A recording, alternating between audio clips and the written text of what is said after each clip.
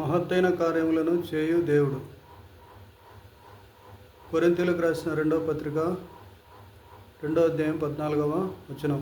మా ద్వారా ప్రతి స్థలమందును క్రీస్తును గురించిన జ్ఞానం యొక్క సువాసనను కనపరచుచు ఆయన యందు మమ్మను ఎల్లప్పుడూ విజయోత్సవంతో ఊరేగించుచున్న దేవునికి స్తోత్రము.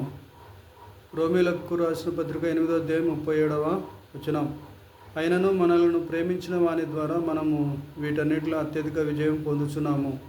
ద్వితీయోపదేశకాండం 11వ అధ్యాయము 1-7.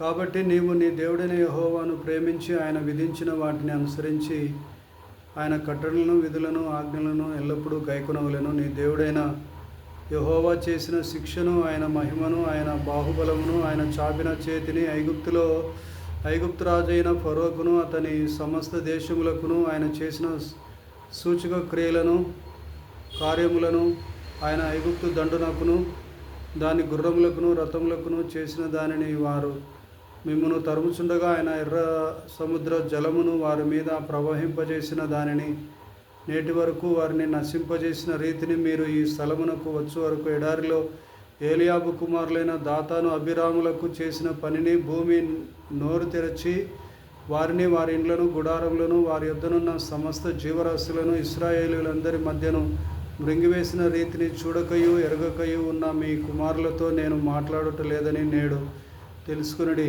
యెహోవా చేసిన ఈ గొప్ప కార్యమంతయు మీ కన్నులే చూచినవి కదా.